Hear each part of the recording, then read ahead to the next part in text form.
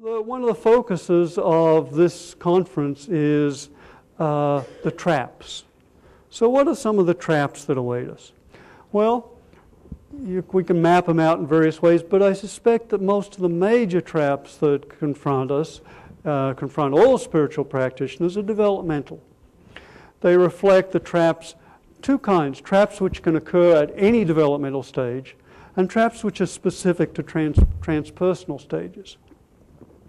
So general traps of any stage, for example, and these seem to be almost automatic. It seems to be we tend to fall into them almost invariably to some degree. The first one is devaluing the stages we've come from. You know, we see this. It seems to be a developmental tendency. We see it most obviously in adolescence, where as soon as a stage is outgrown, it becomes very uncool.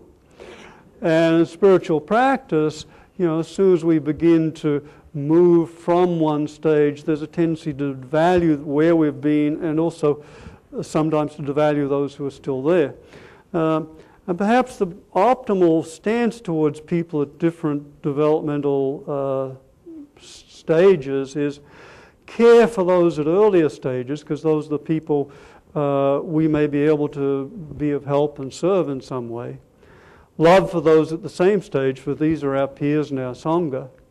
And gratitude to those at higher stages, for these are our teachers and role models.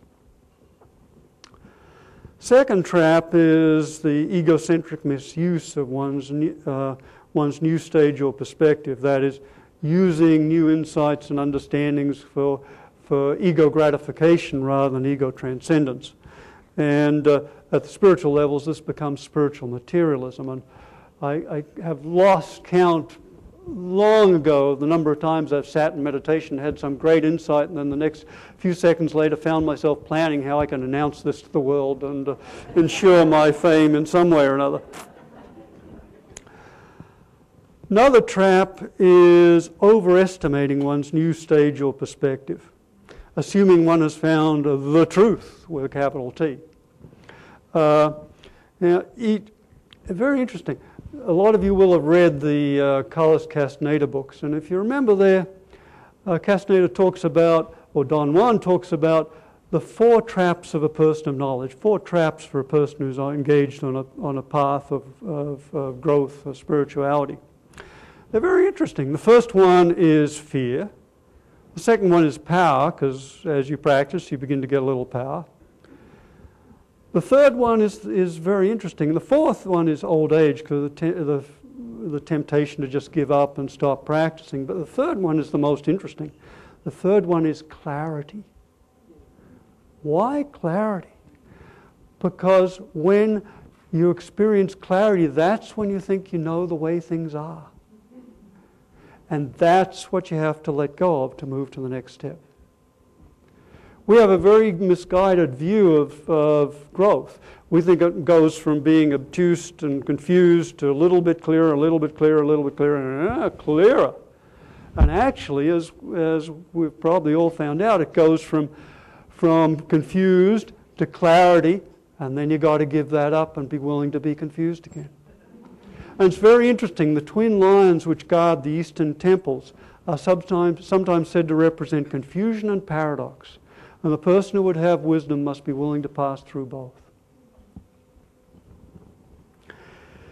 There's a beautiful story which is a nice antidote to assuming we have the truth, and that's Isaac Newton, widely regarded as the greatest human genius, or at least scientific genius, to ever hit the planet. In 1665, at age 23, Newton was a student at Cambridge University. When the university was closed because of the plague, Newton had to go back to his family farm for 18 months until the plague passed. And during those 18 months, he revolutionized not one, but 4 fields of knowledge. He revolutionized mathematics with the discovery of calculus, optics with the discovery of the spectrum of light, physics with initial insights into gravity, and astronomy with initial insights into planetary motion. When he returned to Cambridge, he showed his handiwork to his professor, Babbage, who then did something which probably has never happened in the whole history of academia and probably will never happen again. Babbage resigned his chair in favor of Newton. Newton was encouraged to publish his results and did in fact publish one article on optics, to which he received 12 letters of response, and thereupon he proclaimed, quotes, "I have sacrificed my piece, a matter of real substance," and resolved never to publish again. Fortunately, he did not have email. However, in 1687, at age 45, he finally published Principia Mathematica, commonly regarded, I quote, by common consent, the greatest scientific book ever written. So here's the greatest scientific genius of all time, revolutionized whole fields. And here's what he said at the end of his life. "I do not know how I may appear to the world, but to myself I seem to have been only like a boy, playing on the seashore, diverting myself now and then, finding another pebble or a prettier shell than ordinary, while the great ocean of truth lay all undiscovered before me."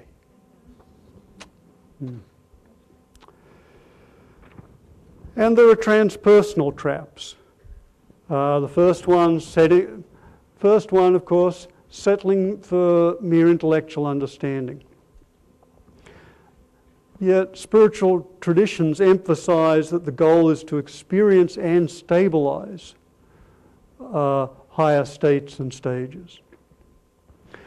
Because otherwise, concepts are what Immanuel Kant called simply empty. They don't really have significance.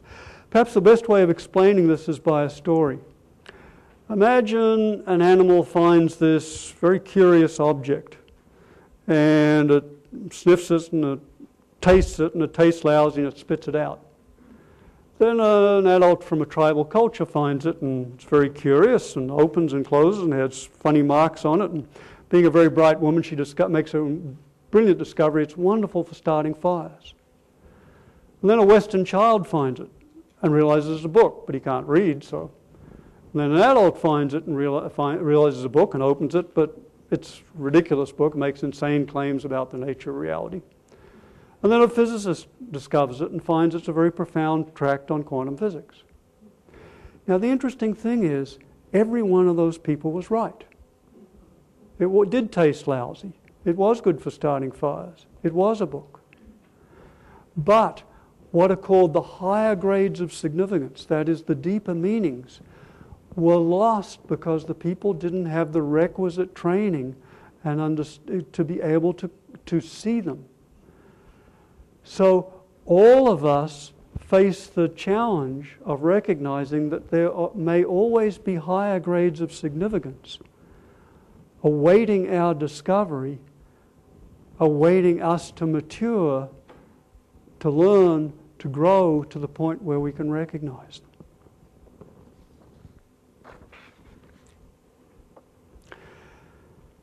And a final trap, complacency, the failure to keep growing.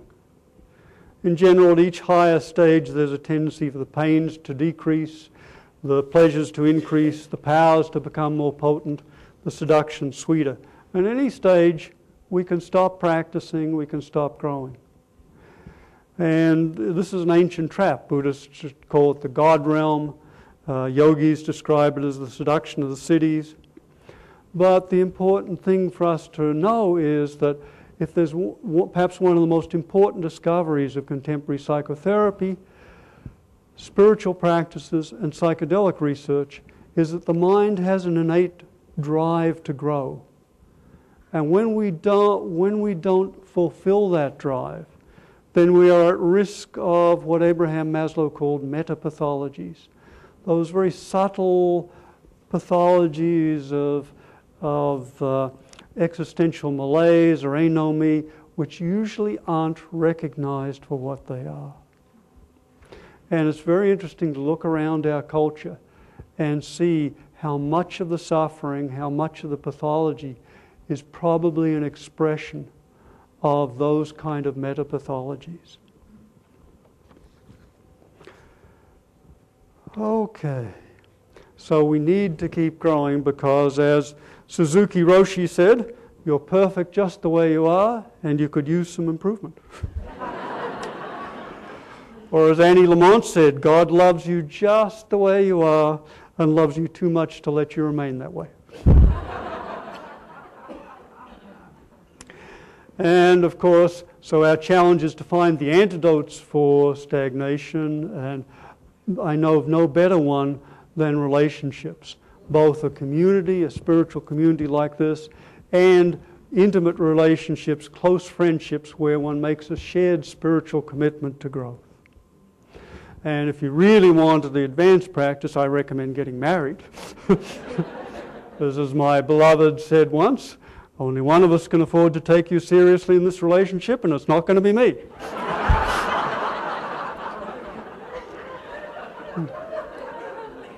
Thereby demonstrating the wisdom of that Chinese saying, if you want to be criticized, marry. If you want to be praised, die.